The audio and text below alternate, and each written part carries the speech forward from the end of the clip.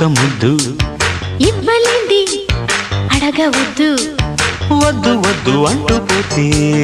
చిన్నదాన ఎప్పుడంట ఇచ్చేదంట తన్ని ముద్దు ఇచ్చుకుంటే